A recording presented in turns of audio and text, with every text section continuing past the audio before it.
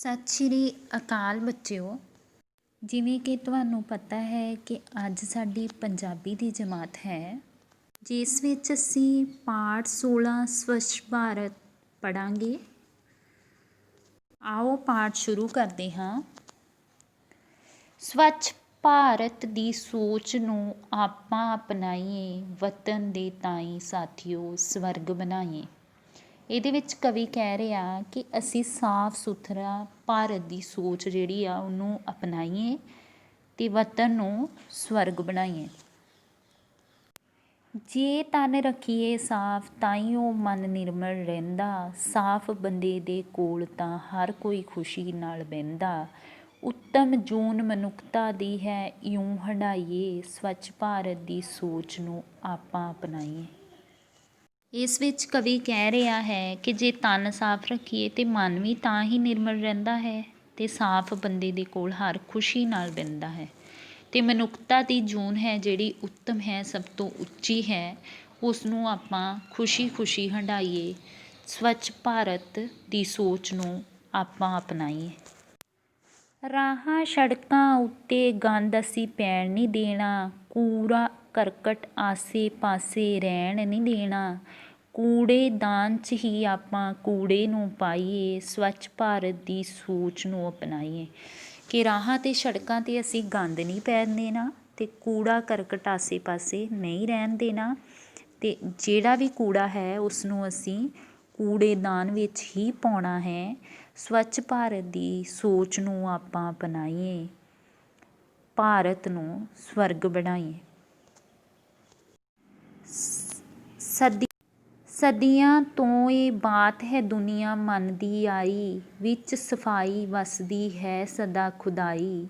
ਪੂਜਾ ਪਾਠ ਲਈ ਇਸ ਦੇ ਥਾਂ ਸਾਫ ਰਖਾਈਏ, ਸਵੱਛ ਭਾਰਤ ਦੀ ਸੋਚ ਨੂੰ ਆਪਾਂ ਅਪਣਾਈਏ। ਕਹਿੰਦਾ ਕਵੀ ਕਿ ਸਦੀਆਂ ਤੋਂ ਦੁਨੀਆ ਇਹੀ ਮੰਨਦੀ ਆਈ ਕਿ ਜਿੱਥੇ ਸਾਫ ਸਫਾਈ ਹੋਵੇ ਉੱਥੇ ਖੁਦਾ ਵੱਸਦਾ ਆ, ਅਤੇ ਪੂਜਾ ਪਾਠ ਲਈ ਕਹਿੰਦਾ ਕਿ ਅਸੀਂ ਥਾਂ ਨੂੰ ਸਾਫ ਰੱਖੀਏ ਅਤੇ ਸਵੱਛ ਭਾਰਤ ਦੀ ਸੋਚ ਜਿਹੜੀ ਆ ਉਸਨੂੰ ਅਪਣਾਈਏ। ਮਾਨਵਤਾ ਅਤੇ ਰੁੱਖ ਬੜਾ ਉਪਕਾਰ ਨੇ ਕਰਦੇ, ਅੰਤ ਸਮੇਂ ਤੱਕ ਬੰਦੇ ਦੀ ਇਹ ਹਾਮੀ ਭਰਦੇ। ਵਾਤਾਵਰਨ ਨੂੰ ਸਾਫ ਰੱਖਣ ਲਈ ਰੁੱਖ ਲਗਾਈਏ, ਸਵੱਛ ਭਾਰਤ ਦੀ ਸੋਚ ਨੂੰ ਅਪਣਾਈਏ। ਇਹਦੇ ਵਿੱਚ ਕਵੀ ਕਹਿ ਰਿਹਾ ਕਿ ਮਾਨਵਤਾ ਅਤੇ ਰੁੱਖ ਜਿਹੜੇ ਬਹੁਤ ਉਪਕਾਰ ਕਰਦੇ ਨੇ, ਅਹਿਸਾਨ ਕਰਦੇ ਨੇ ਅਤੇ ਬੰਦੇ ਦੀ ਆਖਰੀ ਸਮੇਂ ਤੱਕ ਹਾਮੀ ਭਰਦੇ ਨੇ। ਅਤੇ ਵਾਤਾਵਰਨ ਨੂੰ ਜਿਹੜਾ ਅਸੀਂ ਸਾਫ ਬਣਾਈਏ ਰੁੱਖ ਲਗਾ ਕੇ, ਅਤੇ ਸਵੱਛ ਭਾਰਤ ਦੀ ਸੋਚ ਆ ਜਿਹੜੀ ਉਸ ਨੂੰ ਅਪਣਾਈਏ। ਬੱਸ ਰੇਲ ਵਿੱਚ ਕਿਧਰੇ ਵੀ ਜਾਵੋ, ਆਪਣਾ ਕਚਰਾ ਚੁੱਕ ਕੇ ਖਾਲੀ ਬੈਗ 'ਚ ਪਾਵੋ। ਇਹ ਹੈ ਬਾਤ ਅਸੂਲ ਦੀ ਸਭ ਨੂੰ ਸਮਝਾਈਏ, ਸਵੱਛ ਭਾਰਤ ਦੀ ਸੋਚ ਨੂੰ ਆਪਾਂ ਅਪਣਾਈਏ। ਇਸ ਵਿੱਚ ਕਵੀ ਕਹਿ ਰਿਹਾ ਕਿ ਜੇ ਤੁਸੀਂ ਰੇਲ ਵਿੱਚ ਕਿਤੇ ਜਾਂਦੇ ਜਾਂ ਬੱਸ ਵਿੱਚ ਕਿਤੇ ਜਾਂਦੇ ਤਾਂ ਆਪਣਾ ਕਚਰਾ ਚੁੱਕ ਕੇ ਬੈਗ ਵਿੱਚ ਪਾਓ। ਅਤੇ ਇਹ ਬਾਤ ਜਿਹੜੀ ਆ ਅਸੂਲ ਦੀ ਆ, ਇਹ ਮੰਨਣ ਵਾਲੀ ਗੱਲ ਹੈ, ਇਸ ਨੂੰ ਮੰਨੋ, ਸਵੱਛ ਭਾਰਤ ਦੀ ਸੋਚ ਨੂੰ ਜਿਹੜਾ ਅਪਣਾਓ, ਸਾਫ ਸਫਾਈ ਰੱਖੋ ਵੱਧ ਤੋਂ ਵੱਧ।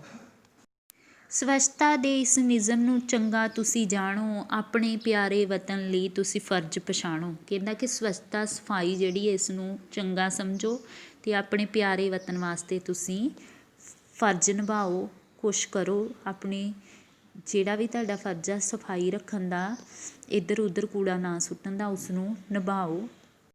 ਪ੍ਰਧਾਨ ਮੰਤਰੀ ਦੇ ਨਾਅਰੇ ਨੂੰ ਨਾ ਮੰਨੋ ਭੁਲਾਈਏ, ਸਵੱਛ ਭਾਰਤ ਦੀ ਸੋਚ ਨੂੰ ਅਪਣਾਈਏ। ਕਹਿੰਦਾ ਕਿ ਪ੍ਰਧਾਨ ਮੰਤਰੀ ਨੇ ਜੋ ਨਾਅਰਾ ਲਾਇਆ ਵਾ ਉਸ ਨੂੰ ਨਾ ਮੰਨੋ ਭੁਲਾਓ, ਸਵੱਛ ਭਾਰਤ ਦੀ ਜਿਹੜੀ ਸੋਚ ਆ ਉਸ ਨੂੰ ਅਪਣਾਓ, ਸਾਫ ਸਫਾਈ ਰੱਖਣ ਦੀ, ਇੱਧਰ ਉੱਧਰ ਕੂੜਾ ਕਰਕਟ ਨਾ ਸੁੱਟਣ ਦੀ। ਹਾਂਜੀ ਬੱਚਿਓ, ਤੁਹਾਡਾ ਘਰ ਦਾ ਕੰਮ ਹੈਗਾ ਪਾਠ 16 ਦੁਬਾਰਾ ਪੜ੍ਹਨਾ।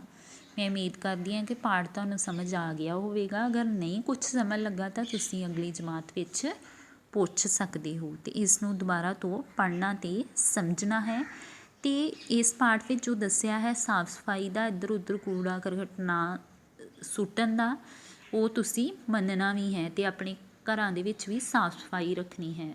ਅਤੇ ਆਪਣੇ ਇੱਧਰ ਉੱਧਰ ਵੀ ਅਗਰ ਤੁਹਾਨੂੰ ਕੂੜਾ ਕਿਤੇ ਵੀ ਲੱਗਦਾ ਹੈ ਤਾਂ ਉਸ ਨੂੰ ਚੁੱਕ ਕੇ ਡਸਟਬਿਨ ਵਿੱਚ ਸੁੱਟਣਾ ਹੈ, ਕੂੜੇਦਾਨ ਵਿੱਚ ਸੁੱਟਣਾ ਹੈ। Thanks. Stay home, stay safe.